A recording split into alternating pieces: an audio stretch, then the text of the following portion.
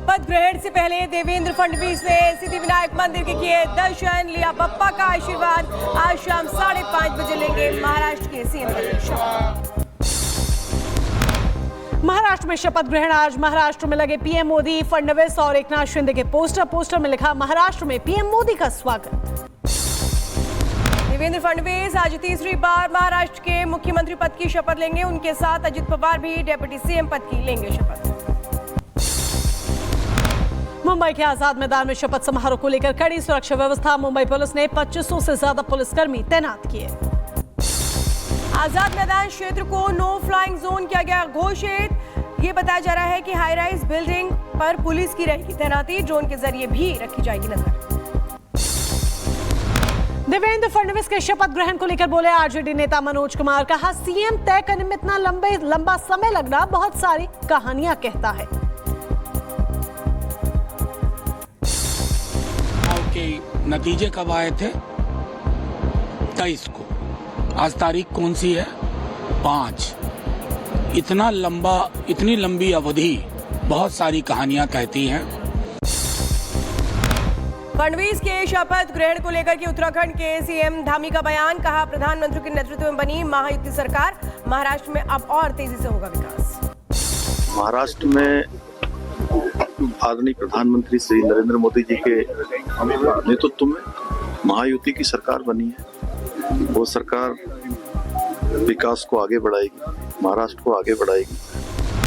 छगन भुजबल और दिलीप वलसे ने अजीत पवार से मुलाकात की। मुलाकात कर अजीत पवार को शुभकामनाएं दी। राज्यसभा में विपक्ष पर बरसे बीजेपी सांसद सुधांशु त्रिवेदी। कहा संसद सत्र से पहले साजिश की जाती है। भारत के खिलाफ विदेशी साजिश की कही बात। जब से भारत को विकसित भारत बनाने का लक्ष्य रखा गया है कि विदेश की बहुत सी ऐसी गतिविधियां हैं जो भारत की व्यवस्था के आर्थिक पक्ष, भारत की व्यवस्था के नैतिक पक्ष, सामाजिक पक्ष पर आक्रमण कर रही हैं। बीजेपी का कांग्रेस पर बड़ा हमला। बीजेपी सांसद संबित पात्रा ने राहुल गांधी को बताया देशद्रोही। मुझे आज LOP लीडर ऑफ अपोजिशन को देशद्रोही कहने में किसी प्रकार की कोई संकोच मुझे महसूस नहीं हो रहा है। लोकसभा में केंद्रीय मंत्री नितिन गडकरी का बड़ा बयान। कहा कॉन्ट्रैक्टर अगर सही काम नहीं करता है तो उसके बुलडोजर के आगे डाल देंगे। कि कॉन्ट्रैक्ट अगर ठीक नहीं काम करेगा तो बुलडोजर के नीचे उसको डलवा देंगे, याद रखना। यहाँ तक लोगों को समझा है और मुझे मालूम है कि ये कॉन्ट्रैक्टर को अभी आप देखो इस साल। कांग्रेस के प्रदर्शन पर केंद्रीय मंत्री गिरिराज सिंह का हमला। कहा नौटंकी करने से अच्छा राजघाट पर चले जाते।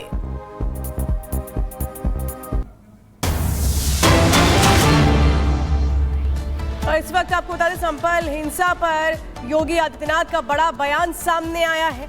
संभल में जिस तरह से हिंसा हुई थी, संभल और बांग्लादेश की घटना एक जैसी है। योगी आदित्यनाथ ये कह रहे हैं। क्या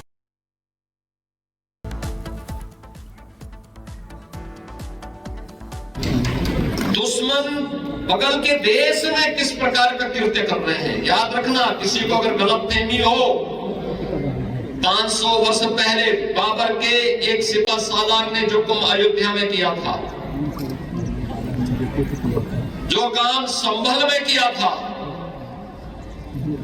और जो काम आज बांग्लादेश के अंदर हो रहा है, तीनों की प्रकृति, तीनों का DNA एक जैसा है।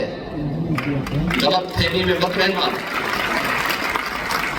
अगर कोई ये मानता है कि वो बांग्लादेश में हो रहा है तो यहां भी बांटने वाले तत्व तो उनके लिए बेट बन करके खड़े हो रखे हैं, पहले से खड़े हैं। वे समाज के सामाजिक ताने बाने को छिन्न भिन्न कर रहे हैं, सामाजिक एकता को तोड़ करके, आपको बांट करके फिर काटने का और कटवाने का पूरा इंतजाम भी कर रहे हैं। ये बांटने वाले लोग, बहुत सारे लोग तो ऐसे हैं जिन्होंने दुनिया के तमाम देशों में प्रॉपर्टी खरीद करके रखी हुई है। यहां संकट आएगा वहां भाग जाएंगे, मरने वाले मरते रहेंगे, यही करेंगे लोग। और इसीलिए आप सबसे मैं कहने के लिए आया हूं, हमने अगर प्रभु को अपना आराध्य माना है, उनके प्रति समर्पण का भाव है, ये तब तक अधूरी है जब तक हम उनके उच्च आदर्शों से प्रेरणा प्राप्त करके अपने जीवन को उसके रूप में डाल दें और उसके रूप में उसके रूप करना।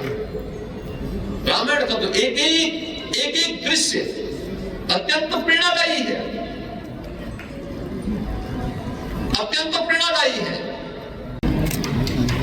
दुश्मन बगल के देश में किस प्रकार का कृत्य कर रहे हैं, याद रखना। किसी को अगर गलतफहमी हो, 500 वर्ष पहले बाबर के एक सिपह सालार ने जो काम अयोध्या में किया था, जो काम संभल में किया था, और जो काम आज बांग्लादेश के अंदर हो रहा है, तीनों की प्रकृति, तीनों का डीएनए एक जैसा है। गलतफहमी में मत रहना। अगर कोई ये मानता है कि वो बांग्लादेश में हो रहा है, तो यहां भी बांटने वाले तत्व उनके लिए बेट बन करके खड़े हो रखे हैं, पहले से खड़े हैं। वे समाज के सामाजिक ताने बाने को छिन्न भिन्न कर रहे हैं, सामाजिक एकता को तोड़ करके, आपको बांट करके फिर काटने का और कटवाने का पूरा इंतजाम भी कर रहे हैं। ये बांटने वाले लोग, बहुत सारे लोग तो ऐसे हैं जिन्होंने दुनिया के तमाम देशों में प्रॉपर्टी खरीद करके रखी हुई है। यहां संकट आएगा वहां भाग जाएंगे, मरने वाले मरते रहेंगे, यही करेंगे लोग। और इसीलिए आप सबसे मैं कहने के लिए आया हूं, हमने अगर प्रभु को अपना आराध्य माना है, उनके प्रति समर्पण का भाव है, ये तब तक अधूरी है जब तक हम उनके उच्च आदर्शों से प्रेरणा प्राप्त करके अपने जीवन को उसके रूप में डाल दें और उसके रूप में उसके रूप करना। रामायण का तो एक दृश्य अत्यंत प्रेरणादायी है, अत्यंत प्रेरणादायी है। और योगी आदित्यनाथ साफ तौर पर उन्होंने कहा कि ये जो लोग शामिल हैं, इन सब का डीएनए एक है। जो बांग्लादेश में जैसी स्थितियां हुई वैसी संभल में हो गई थी। अनूप हमारे साथ लगातार जुड़े हुए हैं। अनूप, ये बहुत बड़ी बात कही है योगी आदित्यनाथ ने कि जो लोग शामिल हैं उनका डीएनए वैसा ही जैसा बांग्लादेश में जो लोग हरकत कर रहे हैं उनका। बिल्कुल श्वेता, योगी आदित्यनाथ ने ना सिर्फ सतर्क किया है हिंदुओं को या फिर लोगों को, बाकी ये भी बता दिया कि कौन ये लोग हैं। और जाहिर तौर पर जो कुछ संभल में हुआ है वो पूरी दुनिया देख चुकी है, किस तरह से हिंसा हुई, कैसे लोगों को मारा गया और कैसे पूरी तरह से प्लानिंग के साथ इस साजिश को अंजाम दिया गया। ठीक वही बात उन्होंने इतिहास से जोड़ दी और बाबर का जिक्र किया जाता है। और एक आक्रांत शासक के रूप में जैसे बाबर ने क्या था, मंदिरों को तोड़ा, मस्जिद बना दिया, उसके बाद कैसे हिंदुओं को दबाया गया, ठीक वैसी स्थिति हर जगह हो रही है। जहां जहां ऐसे हिंसा हो रहे हैं, प्रायोजित है, चाहे बांग्लादेश हो चाहे संभल हो, ये जोड़कर बताने की कोशिश बाबा योगी आदित्यनाथ ने की कि हाँ, कैसे उस समय हुआ था और इस समय भी ठीक वैसा ही हो रहा है। कहीं ना कहीं आप समझिए श्वेता कि एक हिंदुओं को सतर्क करने की बात कही है कि ऐसा हो रहा है, आप समझ जाइए। और एक चेतावनी उन लोगों के खिलाफ जिन्होंने ऐसा किया है, क्योंकि एक्शन मोड में उत्तर प्रदेश सरकार है, लगातार उन लोगों पर सख्ती बरती जा रही है, तो उनके खिलाफ भी चेतावनी कि बाबर को रोकने वाला कोई नहीं था, लेकिन यहां कानून का राज है और कानून के तहत हर संभव कार्रवाई भी होगी। श्वेता,